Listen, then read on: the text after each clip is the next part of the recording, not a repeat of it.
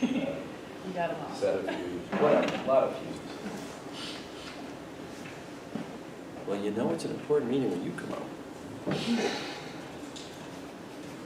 All right. I can't watch you at home anymore. Huh? I can't watch you at home anymore. You don't have a computer? What, do you beat up your computer screen? Pardon? I said, what, do you beat up your computer screen? I can't watch this crap on a computer screen a little, Oh, the sound sucks. Not only that, the whole thing sucks. The sound sucks, everything sucks. Sounds totally perfect. Okay. All right, anybody need one of the agendas? I gave one to Patty, but they were out there. Anybody want one? Well, you have one. There you go. Anybody else want one? No? Ron? It was, wasn't it? I know you always like one. Oh, you got one. There you go. Would you let me got one? Okay. We have 3 people that signed in for speaking at the public speaking portion. Is there anybody else that would like to speak at the public speaking portion that we can sign in here?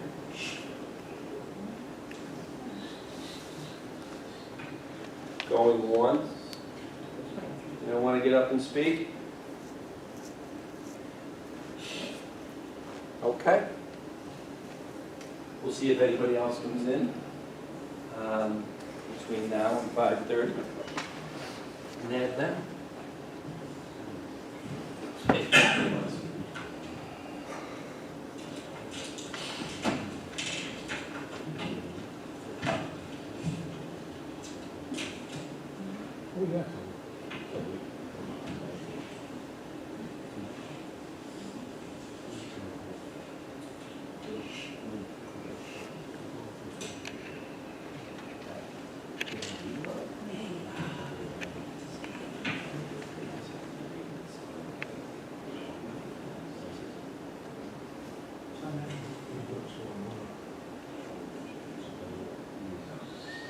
That's why this is not very much. That's open as a public.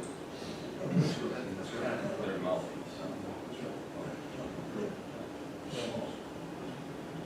It's so learning this job, John. Hey, I'm so many.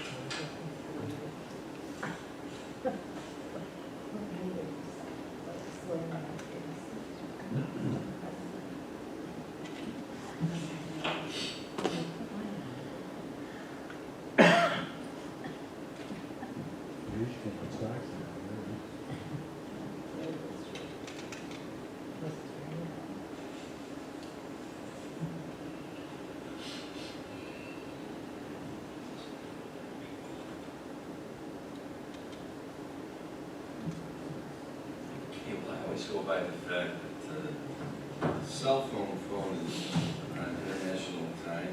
That's the accurate. We're all the same. I got 529.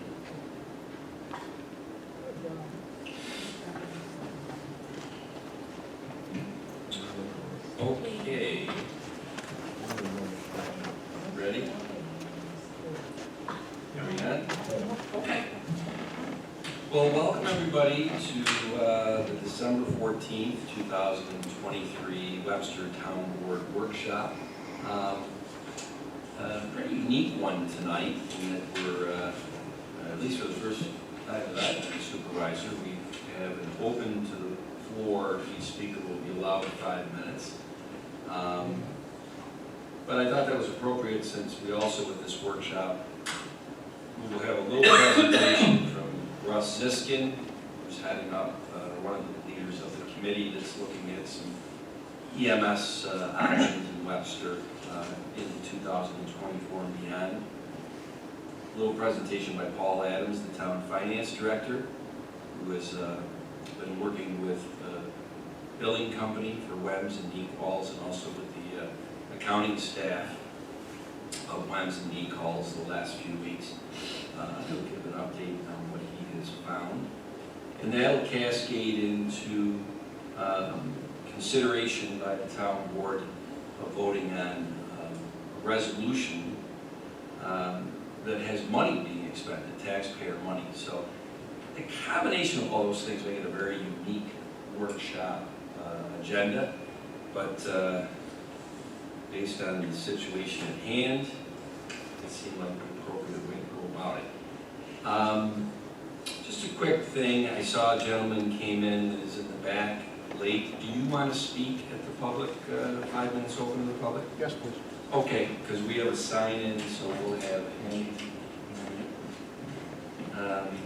And just as he's signing in, before we have Betty Montgomery will be the first speaker tonight. We have people speak in the order that they signed in. And Betty, you signed in first. But as this gentleman, I just wanted to set up something. I think most of you that are in the room tonight have been to town board meetings before and/or town board workshops. One of the things we really want to make sure we have tonight is respectful dialogue and decorum. And certainly if you want to speak on this issue, please take advantage of the 5 minutes open to the public.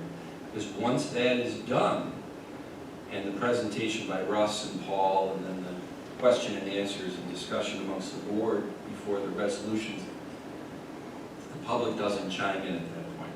So I want to make sure everybody understands that that's the time to speak at the podium. And we have 4 people signed up. So, everybody understand? Excellent. Betty, lead us off. Yay. Good afternoon, and thank you for the opportunity to speak. I'm Betty Montgomery, a member of Northeast Quadrant and Board of Directors of WEMS and NEQ. I come here on behalf of the board to thank you all for your consideration of a resolution for provision of emergency funding, which will aid the NEQ as it continues to provide hometown ambulance services in the town. This funding will in short term assist NEQalls as it continues its 35-year commitment to providing emergency medical services, and until a sustainable long-term solution is agreed upon. We would also like to thank the town board for diligently working over the past 2 years with NEQ to find a way to organize and fund a sustainable model EMS ambulance service in this town. In addition, we'd like to thank town board member John Cahill for his continued support of EMS in the town as the town board's liaison to the NEQalls Board of Directors. In addition, John is a member of the multidisciplinary expert committee that is currently working on a sustainable solution to provide hometown ambulance services in the town of Webster, even as revenue continues to dwindle and costs continue to rise. We would also like to thank Webster's Director of Finance, Paul Adams, for taking the time to recently spend weeks with us, 2 weeks, reviewing our financial records, questioning and the billing information and the annual audits. I'm sure he's providing competent counsel and guidance to the town as they will make decisions that will affect the lives and safety of the residents and visitors to the town of Webster. Again, we wish to thank you all. Thank you. Thank you, Betty. Thank you. Next up tonight is former town supervisor, Ron Nesbitt.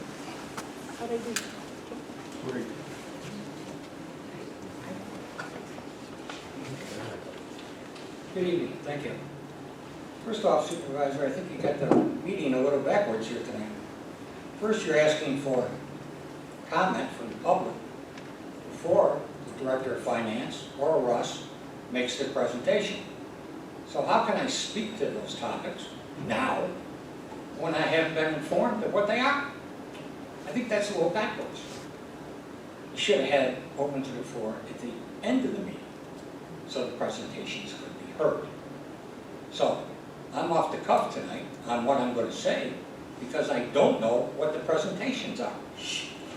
So I stand before you this evening to ask this town board why you think it's okay to give away another $60,000 of taxpayer dollars to a private company who hasn't proven themselves since you gave them over $200,000 in July of 2022. Since that time, they have not taken numerous calls for services, dropped patients off of gurneys on 2 separate occasions, have failed to comply with the planning board for proper landscaping and sign approvals, and the fact that they now are behind in their gas payments to the town of Webster as they were when I was supervisor 4 years ago. So nothing has changed, but their constant stall tactics to provide financials to the Webster community and their outright threats to the Webster community that they're going to close down.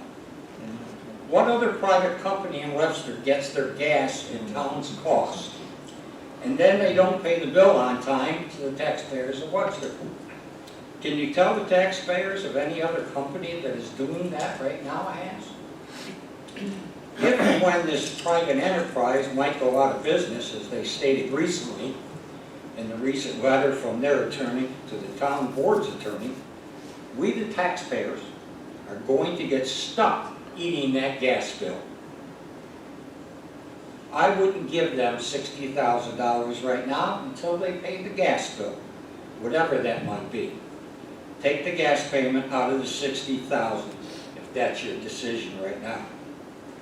Would you do business, would you continue to do business, Mr. Cahill, if you didn't pay your bills? Remember, in just 18 days, they will be back for their $50,000 that this town board has approved for them in 2024. This has nothing to do with employed EMTs or paramedics who do great work. This has to do with leadership and the board of trustees.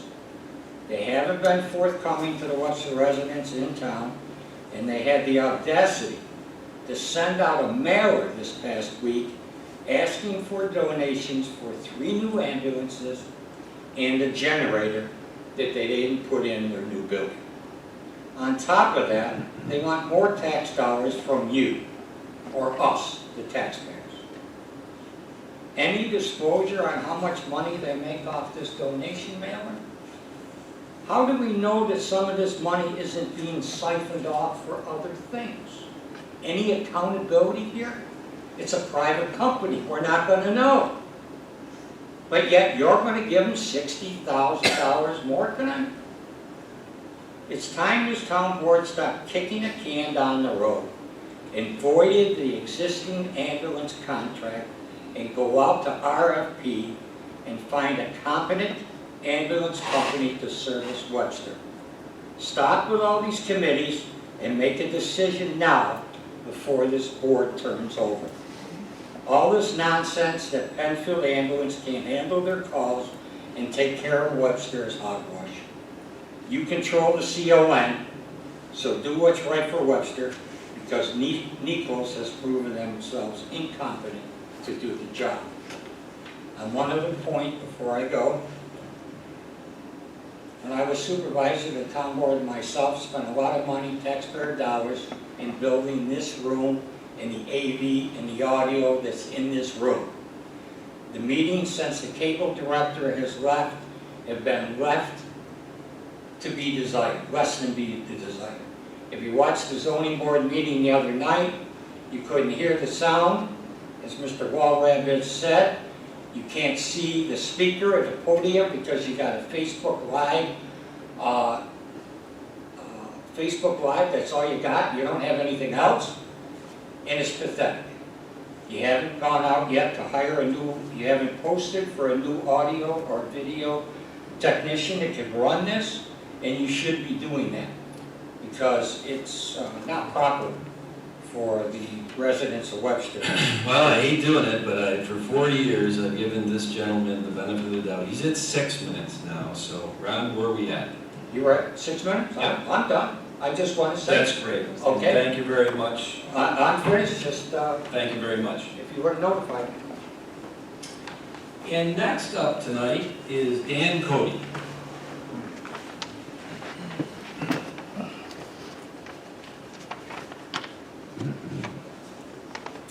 Good evening, everyone. After 20 years as a buyer in the business world, I learned that a contract is a contract. If I was buying a service or a product from a supplier, and then that supplier said they needed more money, I would tell them to go read the contract. If they couldn't fulfill the terms of the contract, they would be in default, and the contract would become null and void. Then I would go out and look for someone else to supply that same service or product.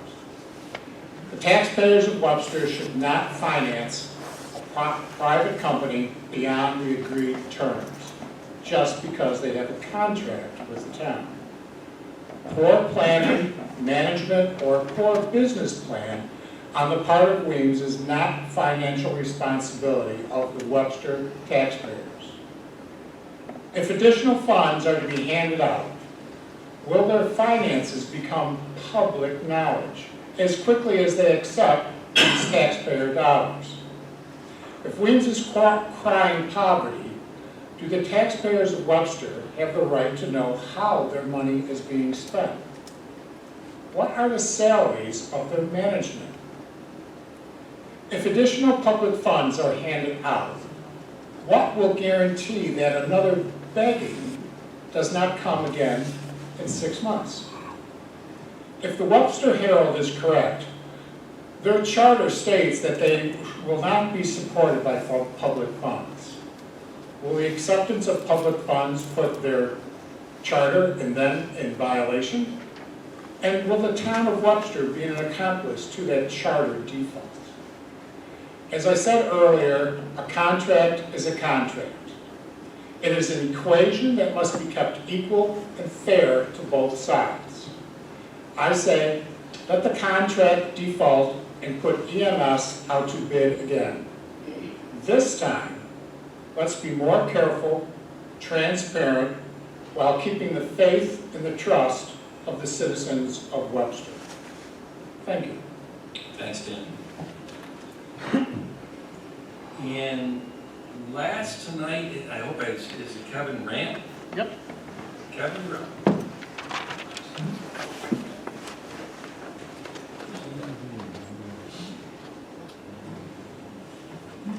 Good evening. $4 million. Since the town and NEQ will not disclose finances, that's what I figured the contracted value is for ALS and BLS. So where did I come up with that? Before being replaced, Union Hill had about 2,300 calls for service a year.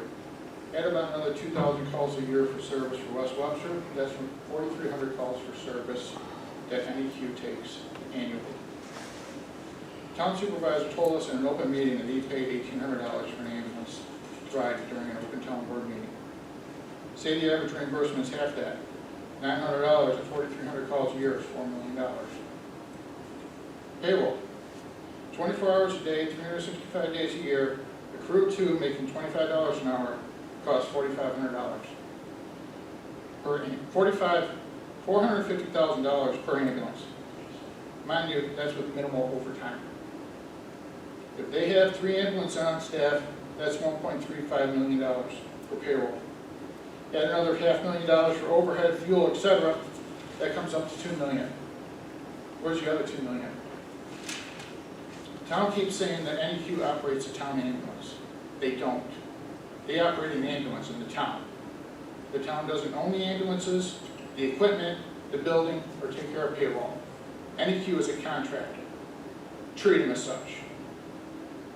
If the money is given to NEQ, this will be the second time they have reneged on a contract. 6 months ago, they told us that you told them to shape up or ship out. Now we're going to throw them another $60,000. If we pay this money, are we still gonna have to pay their third-party bills, our insurance and our co-pays? Or is our tax money not paying for this service? When was the last time the town board reviewed how much NEQ is billing the residents of this town for this ambulance service in your name? Union Hill used to do it all the time. Get a blank rate sheet from FedEx and compare the rates that they were billing the residents of this town to what other agencies were billing to make sure they're on par. When was the last time you guys did that? Have we reached out to others? Penfield, CHS, Monroe. Monroe just lost Wyoming County. I'm sure they could have an ambulance sitting out at 1000 Ridge Road, an ALS ambulance, within a week. During the election, I saw political signs out wanting to replace the town supervisor by NEQ, save EMS in this town. Who paid for those? Our tax money paid for that? Our third-party invoice paid for that? So instead of shaping up and shipping out like you asked them to, they wanted to replace the town board. Let's not fix the EMS side of it, let's replace who's asking them to fix. Thanks, Ben. Okay, well, that concludes the public speaking. Could I ask just a couple of quick questions? You got it. Dave Wolverine.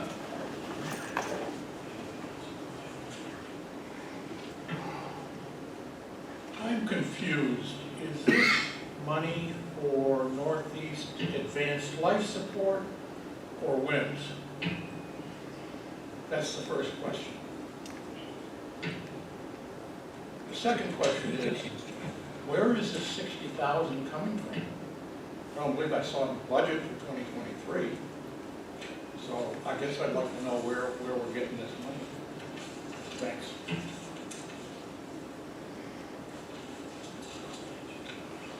Okay, I'm gonna go back to what I said at the beginning. If you have anything to say, it's the podium. Because once we move on with presentations and discussion, the time for saying, I want to be sensitive to the situation. Dave, that's why you got a chance to do an audible. You didn't sign in. I asked you if you wanted to talk. You said, And I thank you. we gave you the audible. I want to make this very clear. The audibles are over. Everybody all set? Russ Siskin, as he walks up to the podium to give his 2 to 3 minutes, he's a lot more succinct than me, so I'm sure he'll accomplish that. I'm going to just give you a brief update on this gentleman's resume. Russ has lived in Webster for about 10 years now. Russ is an extremely successful starter of businesses, building them up, selling them, and starting more businesses. And I'm talking about businesses in IT, security, things outside of EMS. But Russ also is the chairman of the board and the CEO of Northern Onondaga Volunteer Ambulance, Nova in Clay, New York.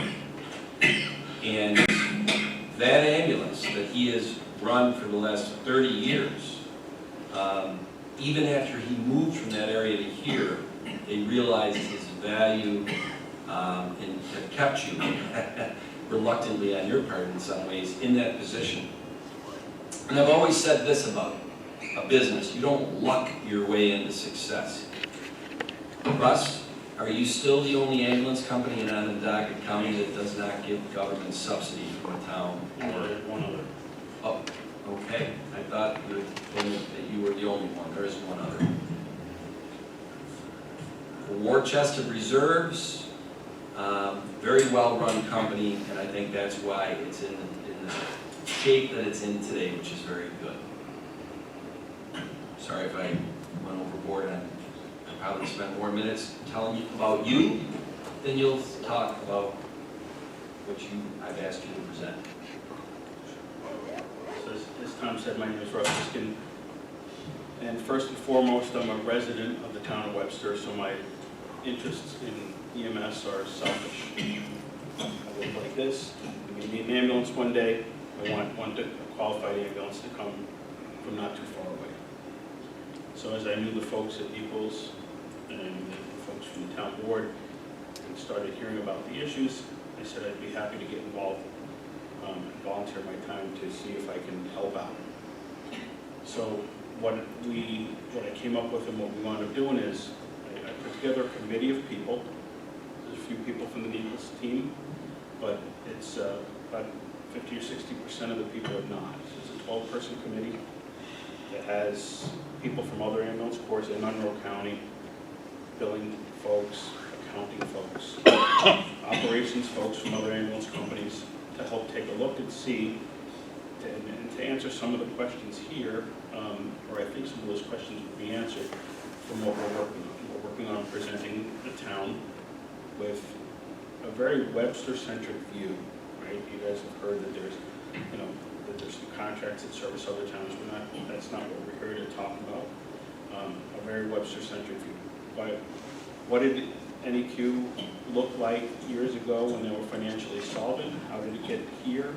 A lot of financial detail in our presentation to the town, and show them where the changes occurred, which, as many of you could guess, were right around 2020, and what the income versus expense shortfalls are.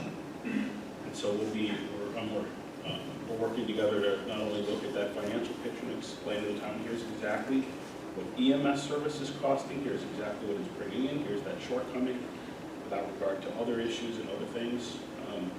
Here's some of the maybe potential operational or management changes that may be available to help with these things. And then and we've got a group of experts that we're working with, very engaged. I can tell you I'm very excited, as I've been on so many committees and throughout life, as I'm sure many of you have. And it's a very engaged group of people that have no bias. I mean, there's folks from other agencies and other places. I mean, the ones from Monroe County are certainly interested in seeing a successful EMS system for the whole county, and so they've got that in their hearts as well. So we'll be we're putting that together. We meet a couple times a week, the past couple weeks, and we're going to continue to do that for the next couple weeks, and have something for the town here right after the beginning of the year to present to them. And whether it's in this form or not, that'll be up to you guys, but that's what we're doing. And I just want to say that Russ was kind enough to jump in and help us with this. Would it be safe to say that the charge of this ad hoc committee is to construct an operations/business plan for neat walls to present to the town board and propose funding of that operations business plan for consideration by the town board? I think that's a good summary. Okay. And the original deadline we had discussed was November 1st. December 1st. It was November 1st before it became very robust with some talented people on that. Once you were able to garner the first meeting, it wasn't until November 9th because of some of the people. So you had asked for an extension to December 1st. But then where you were at with it, and I totally understood, to put together the right research from the people that are on this committee. You said it's a very engaged committee. They're working. They are good insight. That when you think that will be ready to present to the board is sometime probably early to mid-January. Correct. Okay. That's exactly right. All right. Okay. Thanks, Russ. Paul, and then All right, Tom. Richard, if you could, Paul's presentation. You see page 1 of it. It's a 3-slider, 3 slides, 3 screenshots. Bridget is handing out these 3 slides. Take them home with you. Paul, I'll hand it to you. Paul is our finance director at the town of Webster, and also a new member to that Green Team committee that Russ. I am. Yes. Which I'm happy to hear. All right, based on the cash flow analysis that I completed within the past couple of weeks, as you know, the town board's here to consider some emergency funding for equals. The cash flow analysis included a look at a number of financial trends within Naples. This included estimated income and cash. I took a look at a rolling 12 months of data from basically from November 1st of 22 through October 31st of 23, which was provided by the billing company, Logical Billing Solutions. Considered the incoming cash from the Richmond Fire District contract, which is about $350,000 a year. I took a look at payroll and employee benefit costs. The average payroll, including payroll taxes and 401k match, is about $75,000 every 2 weeks. The vendor payments, which would be your non-payroll and your non-debt service payments, average about $73,000 a month. I just point out that this does include healthcare costs, which is basically an employee benefit. The debt payments were based on actual amounts due, actual payments that are presently due for the month of November of 23. This includes various debts such as the bank credit line, they have a mortgage on the building, there's an SBA loan, there's a couple vehicle and equipment loans as well. That altogether it's about $15,000 per month. So basically, the scenario outlined has Webster contributing $60,000 in the month of December, and then we're considering moving the $50,000 contractual payment to January. Historically, that's been made in the middle of February. We usually wait till a significant amount of the tax money flows in, but in this case, we can move it up a month. The next slide gives you a view of the financials on an annual basis. Based on the numbers that I put together, you can see that their estimated incoming cash from services is about $1.8 million per year. Richmond contracts about $350,000. The town of Webster contributes $50,000 for our contract. And contributions, I have at $50,000. Could be more than this. 22, I think it was closer to about $148,000, but I was conservative. On the expense side, you've got your payroll, employer 401k match, and FICA. It's about $1.9 million. Your vendor payments is about $876,000, and your debt payments is about $180,000. So as you can see, the incoming cash is falling short of the outgoing cash by a significant amount. It's about $712,000 short on an annual basis. So it's a monthly cash burn rate and a monthly shortage of about $59,000. So basically, under this scenario of Webster contributing $60,000 in December, I assume that Naples would be probably borrowing about $40,000 on their credit line in December. So they probably finished up this year with a cash balance of about $59,000, but a credit line balance due of about $126,000. For the month of January, with the $50,000 contractual payment from Webster, I assume that they would also borrow probably about $20,000 on the credit line. I'm projecting that they'll finish January with cash for about $30,000 and a credit line balance of about $146,000. So the next steps, in a few minutes, the town board will be considering the resolution on the $60,000. In January, we'll make the $50,000 payment. And as Russ pointed out, the committee is working on a business plan, which hopefully we'll see that within the next few weeks. So at this point, I think we turn over to the board to consider the resolutions or to comment. So as part of your analysis, Paul, you took a look at the Richmond contract, because I know that from a profit and loss, there was a disparity between your analysis and what details was reporting. There was a significant difference, correct? On Richmond, yes. we found that the payroll was actually from within their payroll provider was not being classified properly, so there was payroll that was not labeled as Richmond, and it really was Richmond. So we actually got this straightened out, got the real payroll numbers in there compared to the revenue, and it looks like it's losing a little bit of money or close to break even for the year, so it's Right. So I think the number was, it wasn't a small amount of money that they were losing compared to what they were reporting from a profitability standpoint. So, I mean, that's one thing that we look at also from a profit and loss standpoint. And in any business that has different divisions, in my opinion, each division should be treated as a profit and loss center, so you're not commingling funds, and you know which one is making money, which one is not making money, right? right. So that, I'm sure that's going to be part of the business model discussions, and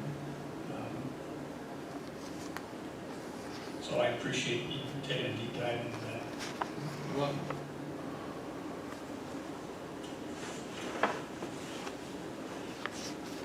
And I will also just, I'm just going to comment that the 60,000 is not going to be 60,000 every month to cover the losses. The intent, in my opinion, my understanding is to get detailed lens through the next couple of payrolls while we finish up this business model, make the presentation, make some suggestions, and if the board accepts them, then this board would make some decisions regarding funding moving forward.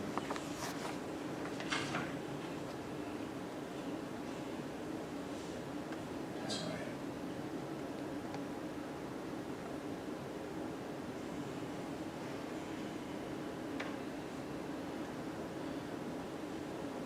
John, you're aware, when I told Tom and I told the rest of the board,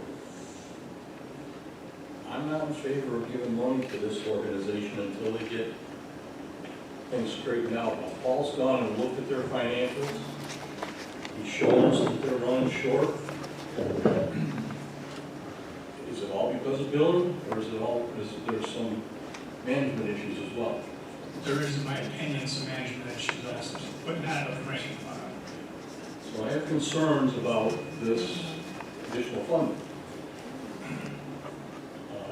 If they have to have the stay afloat and keep the business there, I probably would vote for it. I'm leaving the board, and I want the board to know as I leave that I would not do any additional funding in the following year in 2024 until things are straightened out with this company, or go out to RFP for a new company. That's just my position. No, and I don't disagree with you. There's some significant changes that need to be made. We will make some recommendations, and then it will be up to their board to make some decisions. And if they make the proper decisions, in my opinion, it will be positive for the funding.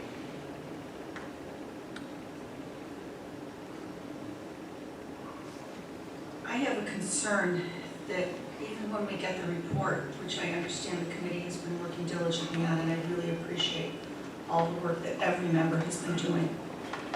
My concern is that once we get that report in mid-January, this is not going to turn around by mid-February or the end of February, maybe not even March. I'm concerned it won't turn around in the first quarter. And if we continue to see the losses and the dipping into the credit line, I'm afraid we're going to be doing this every month until the end of April. And I can't support that.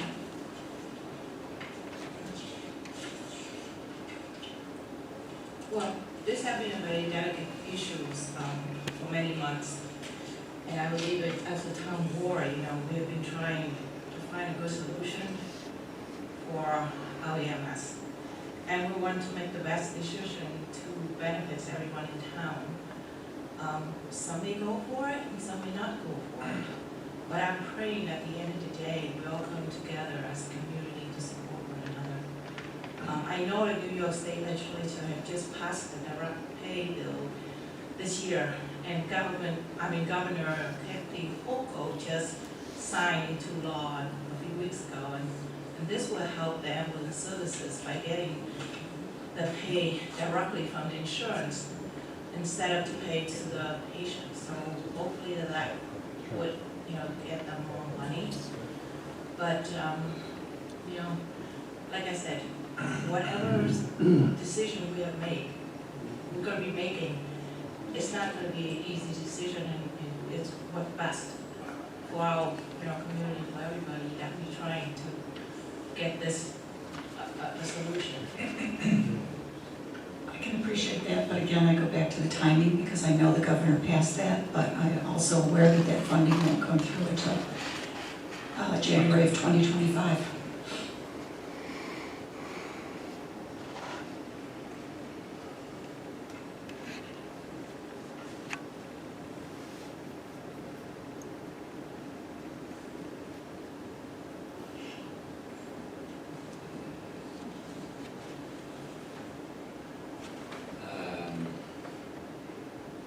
Well, okay, I think it's fair at this point, and I've said at the beginning of this, and I'll call the beginning of this July 28, 2022. It was 18 months ago, and one of the leaders of NEQUAL stood on that podium at a workshop and did a presentation, suggested, I'll call it suggested, the town of Webster needs to look at a tax district by January 1st, 2023 for EMS. And it was initially shown as 800,000. Debated over the last 18 months, was that a real ask, or was it just using a number for discussion? Doesn't really matter. That's what was shown. A week later, on August 3rd, regular town board meeting, regular format. Nothing was on the agenda for EMS, but 20 people took that podium at the open to the public for 5 minutes. Most of them board members or employees or people that had ambulance rides, I'll call it, or medical service by equal, fully in support of this. And at that board meeting on August 3rd, I said, look, our job as the town board, my job as the town supervisor, probably, you could argue that the number one duty of our job is the fiduciary responsibility of the taxpayers' money. So we can't hand $800,000 over to this company. We have to enter into due diligence discernment. That's what I said. That's what I said we were going to do.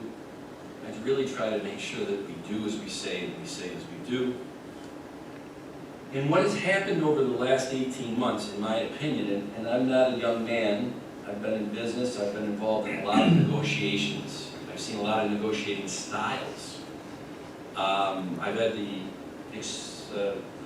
pleasure and also the challenge the last 18 months in parallel that Coca-Cola Fairlight has been one very interesting company to tangle with on negotiation. Would that be a good way to describe it?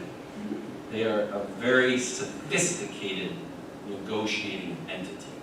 And you better bring your A game and you better be on top of things.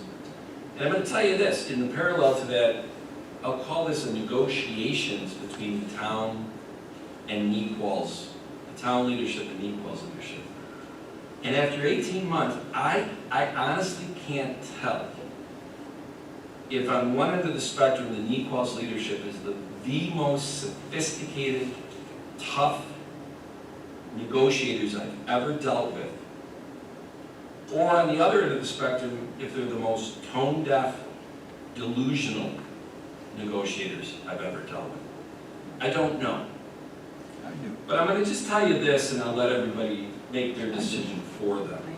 You'll make your own decision. It's a subjective question, really. Is it sophisticated, or is it tone-deaf delusion? The one constant that the town board, I think, or at least I have hung on the last 18 months, is it is a non-starter to give that company money unless there are changes. It's very simple. if there are no changes, there is no money. I don't think there was any mincing of words on that in what I've written and what I've said. And what I've experienced with either the sophisticated or tone-deaf other side is that, one, when we first sent out our list of things we wanted in due diligence discernment process to see if we should have the taxpayers of Webster become essentially partners with Meatballs, because if we're giving them that kind of money, in my world, that's like us being, the taxpayers being a 30–40% stockholder of Meatballs. If you're going to buy that kind of stock in a company, you should have access to every single iota of information.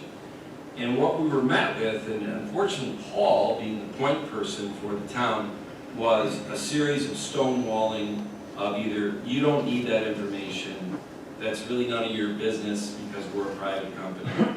And that cascaded to the famous non-disclosure agreement that I've been pounded by certain people that I signed in November, because to be honest with you, I got tired of the stonewalling and I said, Charlie, I've done a lot of NDAs, they're kind of as good as the paper they're on.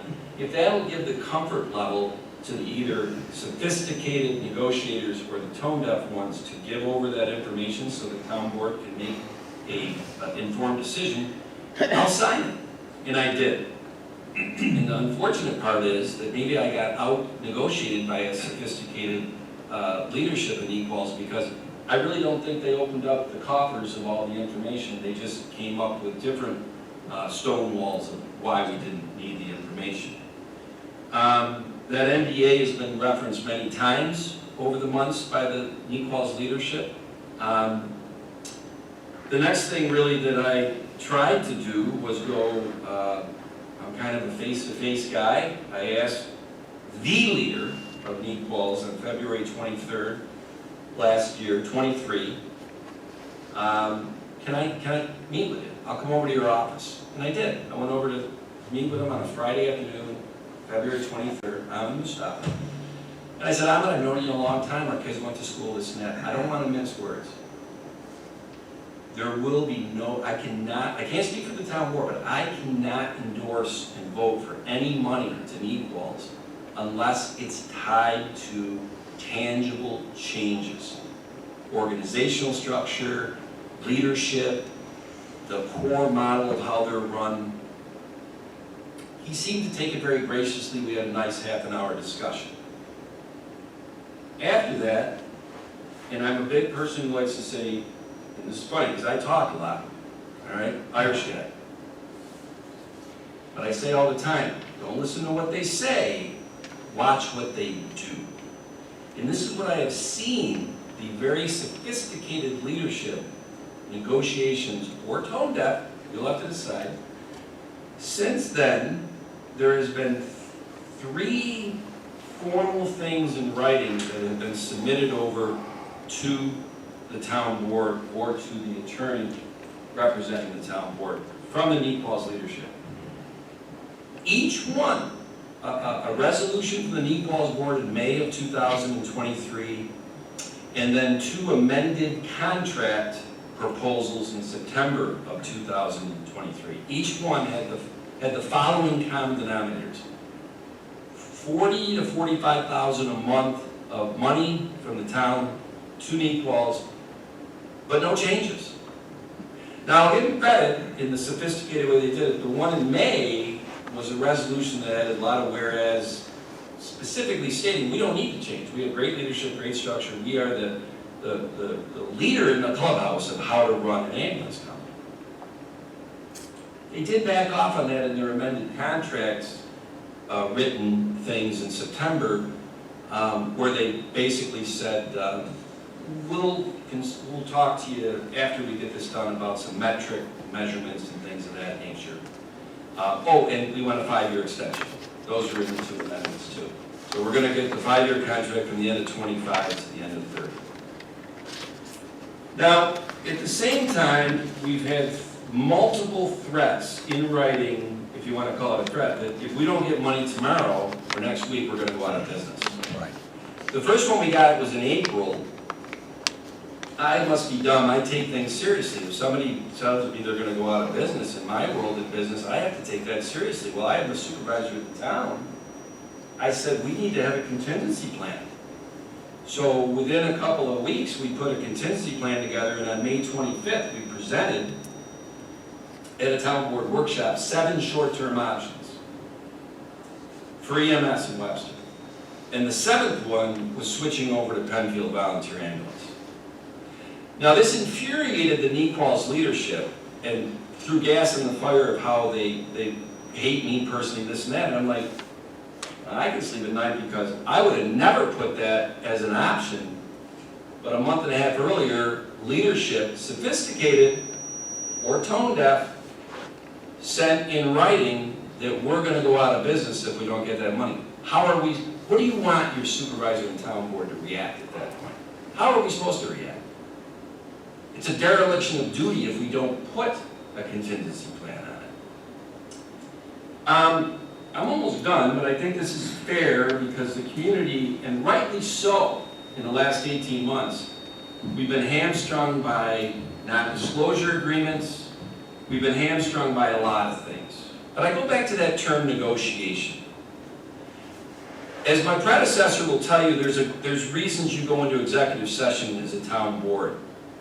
And one of them is when you're doing negotiations that it would be detrimental to the town representing the taxpayers to an open forum start talking about the ifs and thens and whatever.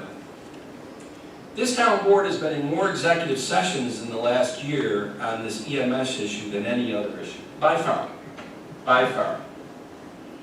So in a lot of ways tonight, and I always said this, I said this to leadership of Nequals, I'll play nice in the sandbox on this NDA, but as soon as money is being expended, I've tried to tell you the rules of engagement as far as I'm concerned.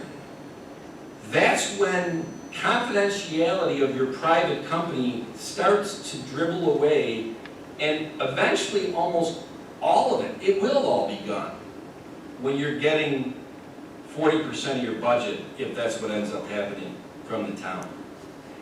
I tried to tell that to the leadership of Nequals, and either they, from a sophisticated negotiation standpoint or tone deaf, I don't think they've ever acknowledged that that is the path that this would go if the town starts to subsidize EMS. We tried to keep things confidential, but it's a world where things leak.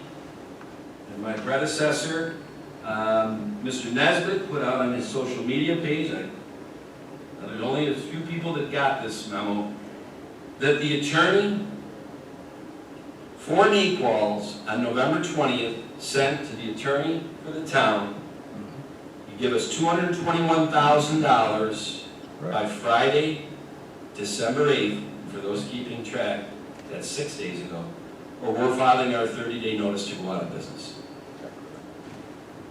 The thing that has, once again, sophisticated, maybe this is just master's level, doctorate level negotiation that I'm not, it's above my pay grade. Or it's tone deaf, delusional, overplaying your hand. I could go on and on. I don't know which one it is. I'm just telling you what's happened over the last 18 months. How did this meeting come about? Well, our last executive session on December 7th, a week ago, I was confused as to, well, Charlie, you're our attorney. We've asked them twice, the leadership and the attorney, are you going to supersede your letter of November 20th? Because I got you sitting here that if we get to December 8th and we don't give you $221,000, you're going out of business. And I don't have a path to give you $221,000. This board would have to vote on it. We owe it to the public to do a presentation and all that. I don't have a path to that. We were in executive session an hour plus. I can't get into a lot of details, but I can tell you what spawned off of it. You're at it. Paul did that research, 60 grand a month. All right, it's really simple then. We'll queue up an emergency funding for 60 grand, because that's what they're short from his, and I trust Paul. I think everybody that deals with him, he's got the numbers right. Yes, he does. And like you said, then in January, we already contractually in our budget in 2024 are giving them $50,000. So we could just, that's how we could shore up that. And give that committee that Russ is running some time to put together a plan that is a good plan for 2021 and beyond, and not fast track it because we need it fast. Now I know that was a very long monologue, wasn't it? All right? Now I've written notes and I've thought about this, and I've really struggled with this the last couple of days. And it all comes back to this, and I thought about it on some things that happened in the last few days. And I go back to what I said. Watch what they do, not what they say. Russ and John and the people on that committee, I really think are going to put together a phenomenal plan. I really do. We won't kill the messenger. I think you're already getting an idea that the plan is going to cost a lot of money. All right? There's no magic pill that's going to change this, as you said, Patty, overnight. But they'll give a plan. The problem is, foundational to the plan, and it's always been said this way, there has to be major changes. And we've actually given the committee what some of the changes need to be, or it's a non-starter. And I really believe, now I'm going to play negotiator here, okay?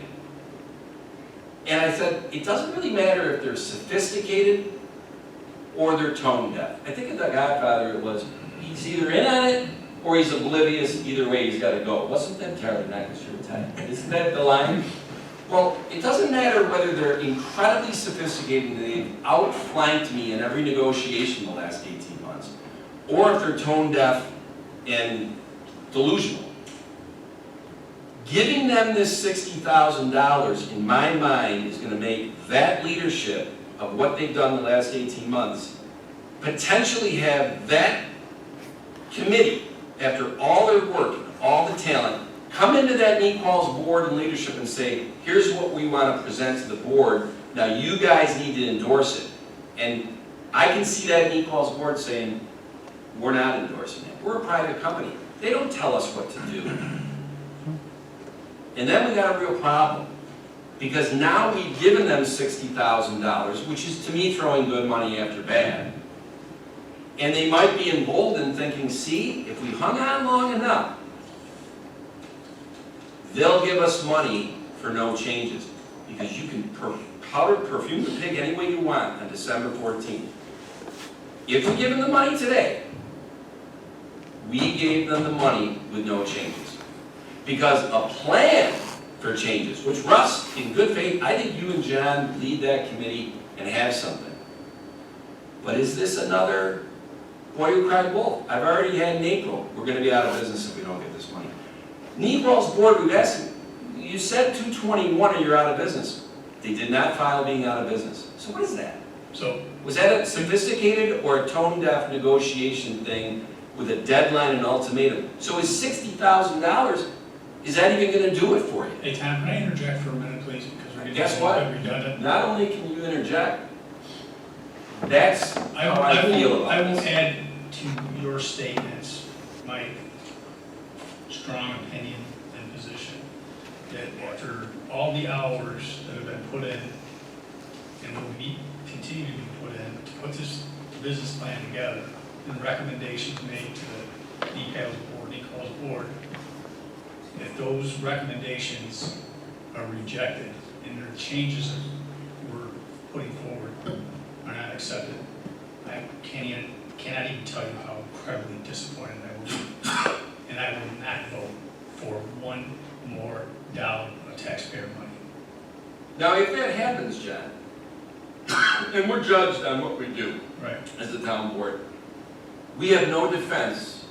We just got out-sophisticated. You're or absolutely, caved in, yes, shown you're never right. delusional. You are correct. The 60 grand's gone. You're Gone. Yep. And by the way, as long as the previous supervisor brought it up, yeah, they are about 50 grand in arrears on gas, so that's gone. And if the committee doesn't get done with this until mid-January. And it's a real catch-22, because Russ, I want to give you and John the time with that committee. That's a talented group. And I'm really excited. I told you, I'm excited about what they can put forward. But by the time they get it done, and you put it in front of NEQUALS, because that's first. The NEQUALS board has to say, yes, we're good with this, so you can then come over and show it to us. If they don't approve it, we're out 60 grand tonight, and potentially out 50 grand in January. I don't know how, that's on our record. Yep. And that's a problem to me for this board, when we know that. So, sophisticated, did they wait us out and they beat me because they got the money without any changes, even though I have consistently said you can't get any money, a blank check, without changes. I want to make sure we can talk, well, but this will give them what, that's what it is. I just want to make sure this board understands that. The NEQUALS board understands that. The people here that support NEQUALS. I'm very excited about that committee. And I'll tell you something, Russ, and you and I have talked about this. If, I would say, as a betting man, the organization, the entity, the leadership that would potentially shoot down your committee, your talented committee's findings and recommendations, is the NEQUALS board, in my opinion, more than this town board. And unfortunately, sequentially, it's got to go to them first. So, that's all I got to say. And it was a lot. I'm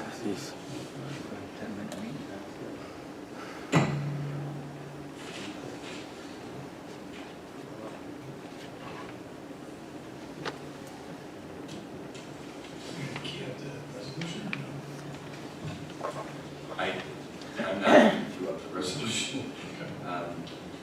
Well, then I will make the motion to consider providing $60,000 emergency funding to Northeast Quadrant Advanced Life Support Details, the current EMS provider for Webster EMS. No second, it dies. It dies. Let it die. Let it die. No second. Staring at her. Yeah. Charlie, 4 years in, this is the first time, I mean, I don't, how does that work? Wait a minute, there's no second, it dies. There's no second, it dies. You have to second. There is no second, it dies. It's what I would have assumed, but I always make sure. No, that's correct. Or second, and doesn't do a second. It died.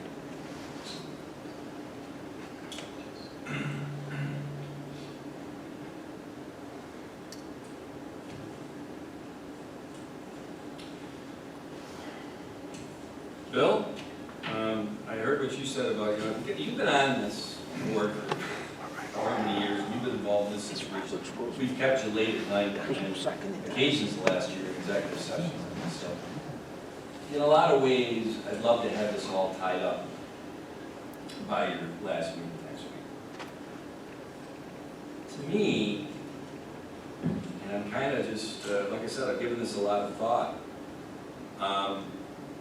How many people are on that committee that are at NEQUALS? How many people are on that committee that are at NEQUALS?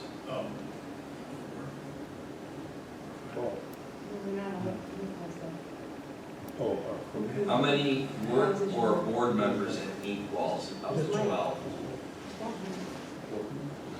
Just one. How many people work at NEQUALS or on the board of NEQUALS on the 12-person committee? Mike's on the board. Mike Pope, Matt. Matt Lloyd, that's an employee. I don't think he's on the board, but if he is, that's fine. Sue Sue Gabassi, and Matt are not on the board. Yeah, but they're employees. They're employees. employees, right. That Okay, is correct. so associated with NEQUALS, are there 3 out of the 12? Okay.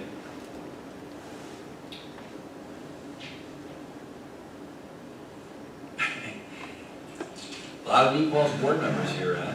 Exactly. And a lot of us are volunteers. No, that's not where I was going. On May 11th, you got together and did a resolution and gave it to the town that basically gave your terms of wanting 50 grand a month with no changes. Do you think in the next week that your board could get together and give us a resolution from the Equals board that essentially is giving us the comfort level that the board has done a resolution in Equals that they're going to accept the committee's recommendations? And basically, I think there might, and we know what two of them are.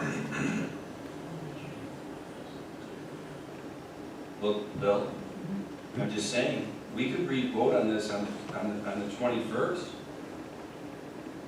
If the Equals board gives us a resolution that basically says we are going to do the recommendations, we're going to go along with the recommendations of that committee.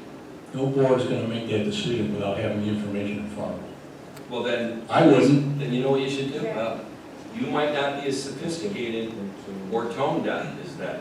We don't know which one it is, all right? So I'll make it easier for you. Do the two specific ones that you know what they are. There's gotta be a change in leadership at the top. You gotta get rid of the Richmond contract. I don't want to hear any more talk about it. And if you want to walk out and say, here's a guy who doesn't know EMS, if you can't spell it, spotting the E and the M. I know business. And I trust that guy over there who did the math.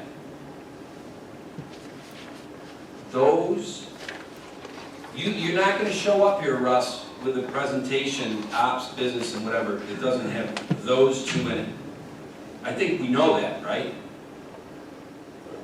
So why pussyfoot around this with an Equals board? Make it specific to at least these two things are going to be in there. Will the board of Equals agree to it? And if they don't, well then, I feel very good about the fact that we now have either flushed out the sophistication or whatever, but we're not going to be left being the duped $110,000 of money in the next 2 months. 60 grand from a resolution now, and the 50 grand from the 2024 budget. Don't forget to throw in the payments for fuel. That's gone. If they go out of business, like their attorney said they would, and file their 30-day notice, I mean, they're insolvent. We're not going to get that money. No. Can't believe it's stone. No, we're still off the 160. Right. Yes. So, I don't know what to tell you. I'm trying to give resolutions here, no pun intended. Councilman Cahill made a motion, nobody else backed it. I think that means there is no motion for 60,000 tonight. That's correct. You can walk out of here angry, Flaherty's a jerk, this and that. That's an option. Or you can take what I just said as a way to get back in here by the 21st and get another vote for that 60,000. I don't know if the other board members feel the way I articulate, that I'm concerned, and I'm being redundant, we give them the 60 grand and there's no changes. I think in a month, Russ, you're going to be sitting there, you got this great presentation, ops plan, business plan, funding plan for the town. You go to the Equals board and they'll say, no, we're not going to agree to that, and that. And then it never gets to the board. And then what do? Let's make no mistake about it.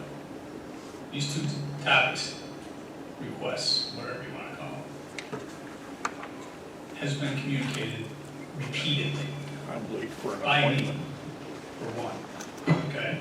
So Yes, this comes as no surprise. No. Nor should it come as no surprise. Well, it's either a very sophisticated negotiation tactic, or it's tone deaf, delusional, overplaying hand. I don't know which one it is. Don't need to. Tonight's meeting is over. Finally.